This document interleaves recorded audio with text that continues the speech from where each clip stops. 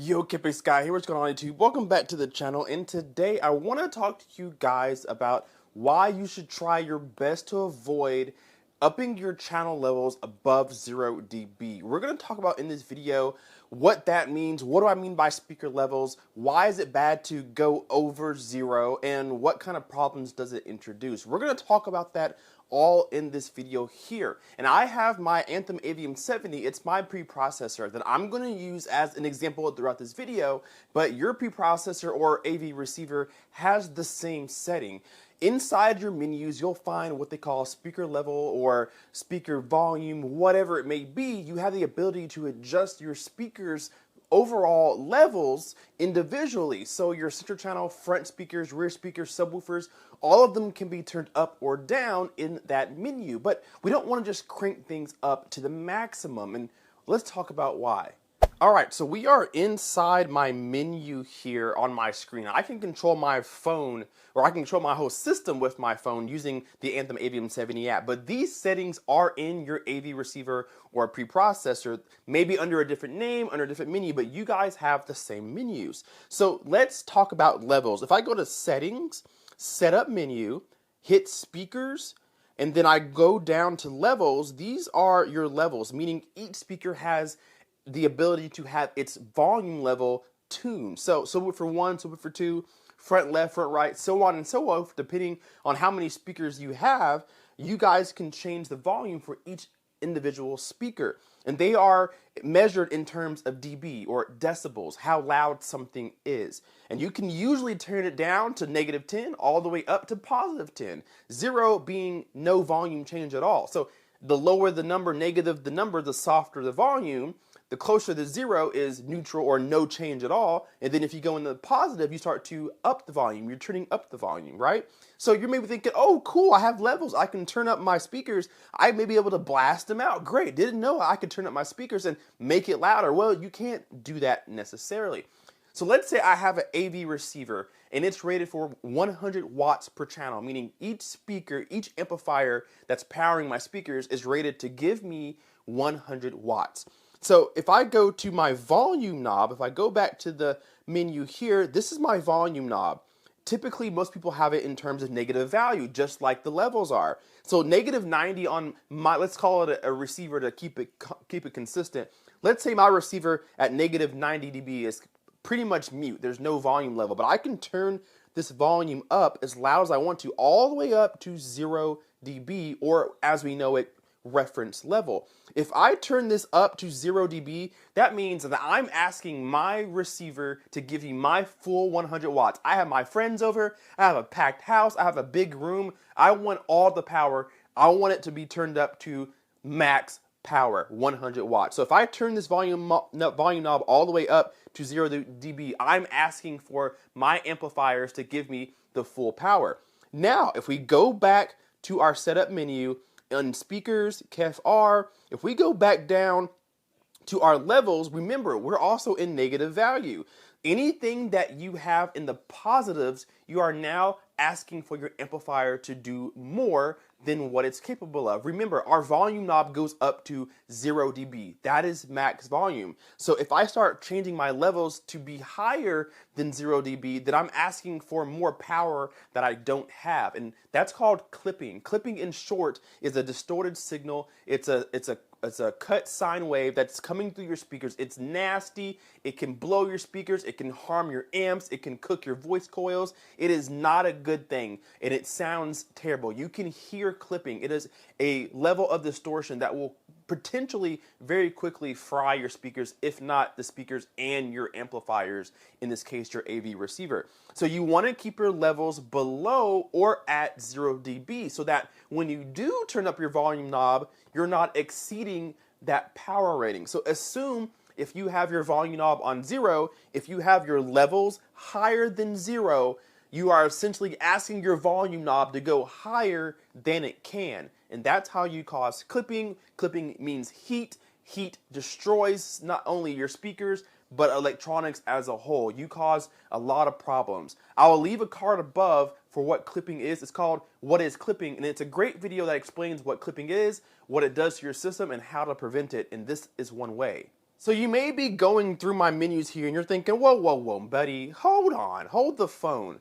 You're telling me right now that I can't go over 0 dBs in my levels, but you've gone over it. Look at your settings, look at your center channel, look at your surrounds, look at your Dolby Atmos speakers. You're above 0, buddy. So why are you telling me I can't? Well, there are times when you have to go over it. Now, like I said, if you turn your volume knob, your overall volume knob to max, that's when you have problems. But if you never reach reference level in your system, you're probably going to be okay to go over 0, a couple dB, it shouldn't hurt anything. If you run your calibration, you probably have built-in calibration like Odyssey or Dirac Live, or even Anthem has their ARC. If you have that software, they're going to do your calibration for you, and they're going to try to set your levels for you, and a lot of times they'll be higher than 0, and sometimes that is okay. Why is it okay? What's the exception to the rule? Well, like we said, one, if you don't ever turn your volume knob close to reference level or its max level,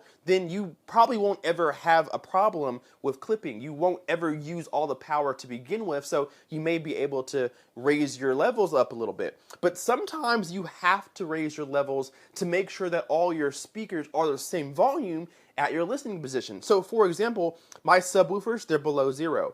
My front left and right speakers, they're above 0, but my center channel is not. It's at +5, and the reason being is because of where my center channel is placed. It's a little lower to the ground, it's inside a cabinet, it's fighting against some of the furniture in the room, so it has to be a little bit louder so that it sounds at the same volume the way the rest of my other speakers do. And I, in a small apartment like this, never ever get close to reference level. So I don't have to worry about clipping my amplifier. I don't have to worry about over pushing my system because I never get close to 0 dB. I never get close to max volume. So I'm able to raise my levels so that my speakers all sound the same volume where I sit. So for example, my surround left and my surround right, those speakers are the furthest away from my seat. They're the farthest away. So they need to be a little bit louder than the rest of the system so that when they do reach my ear, they come at the right volume compared to the rest of the system.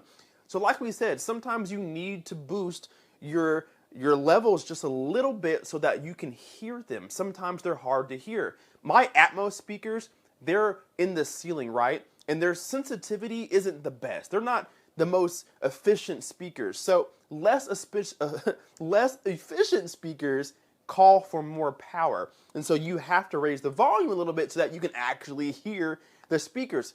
But you only want to do this if you don't max your volume out a lot. You don't want to have to worry about adding strain to your amplifiers or receivers because you will if you max your volume up and max your level. So you have to be careful with that.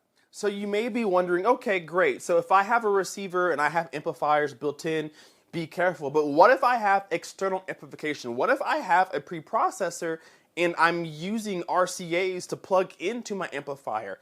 Will I still cause myself problems? Yes, you will. Because now you have RCAs going from the back of your AV processor to your amplifier. You can still send a dirty signal to your amplifier and cause yourself the exact same problem. So you still can't boost up those levels to the maximum. You still can't do that because your amplifier, those RCAs, they have a voltage rating. Your RCA output may only be rated to a certain voltage level. And if you start jumping your levels too high, you start to send a bad voltage, you start to send a dirty signal to your amplifiers, thus still causing yourself the same problem. You may be able to turn your levels higher because you're using higher quality gear or more powerful gear, but you still can run into the same problem. So that's where the subwoofer comes in. You may be thinking, what about my subwoofers? It has its own power on the back. Can I crank up my subwoofer levels? No, you can't. It's still an amplifier and it's still rated for a certain wattage.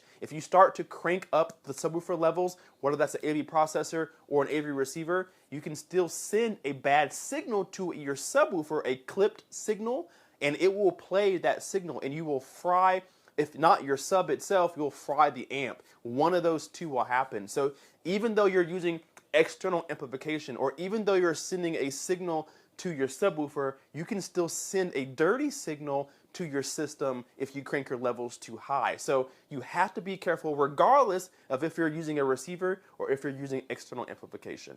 All right, guys, that's going to do it for this video. Please, down below, leave me a comment and let me know your thoughts on levels and clipping. Remember, there is a card above, and I'll try to put it down below, of a video called What is Clipping? I made it a few years ago, but it's a very good video to get deep into what clipping is, what harm it causes you in your system, and how to avoid it. This is one of the best ways to avoid it in the home theater world, but we talk about it on the car audio side, and it's a lot easier to detect on the car audio side than home theater. So definitely watch that video, because I promise you, if you're not too sure what clipping is, or if you're clipping right now in your home system, you will understand what clipping is by the end of that video. So definitely go back and watch that, because it'll piggyback on this video here. Go into your menus and check your levels. Make sure you're not too high.